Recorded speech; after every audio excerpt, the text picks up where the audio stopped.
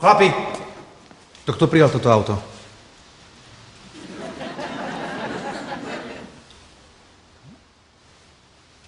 Tak nie je to asi Fero. Ja nie, to Jano. To ja nie, to Samo. Tak potom Dominik.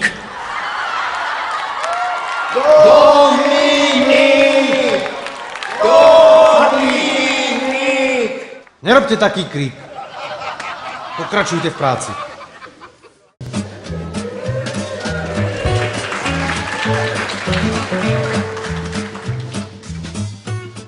Takže chlapi, urobíme si kontrolu. Ostrekovač.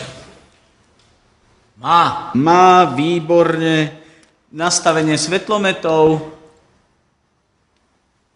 Je. OK. Tlak v rezervnej pneumatike. Silný. Silný. Elektronické systémy. Činné. No vidíte, chlapi, a je to kontrolovať. Kto to povedal? Lenin. Ja ti dám Lenin, to som ja povedal. A teraz pekne odvez to auto.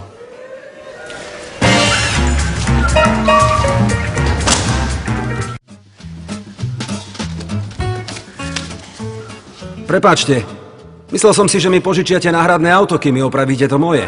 Prosím? No, náhradná doprava. Ale samozrejme, mladý pán. Viete, chodí nám tu taký autobus. Celkom pravidelne, každý deň ho tu vidím. Aj by som vám prefotil tie odchody, ale nedá sa podľa toho, naozaj nedá spoľahnúť. Viete čo, takto pôjdete asi 10-15 minút a tam sa spýtate. Vy ste mi sympatickí. Ja vám dám tento lístok hromadnej dopravy. Pozornosť podniku. Dobre? Dovidenia.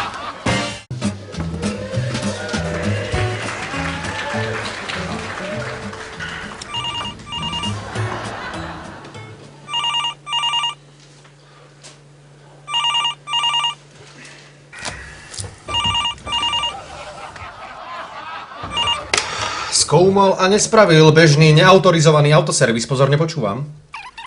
Áno. Nie. Áno. A kedy?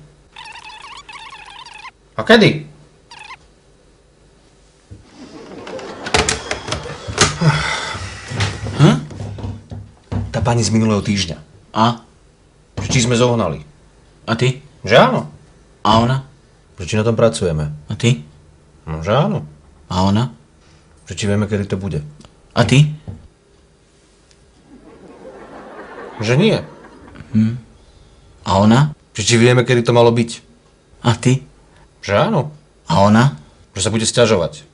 A ty? Že kedy. A ona? Že už nás porazí. A ty? Že kedy. Správne. Termíny sú dôležité.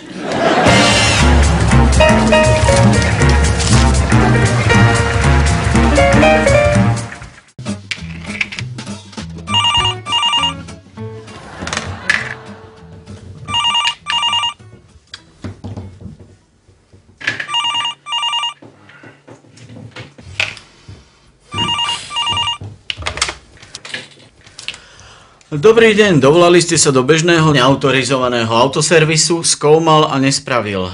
Ak chcete stlačiť jednotku, stlačte jednotku. Ak chcete stlačiť dvojku, stlačte dvojku. Ak sa chcete objednať do autoservisu, stlačte osmičku, štvorku, osmičku, štvorku, päťku.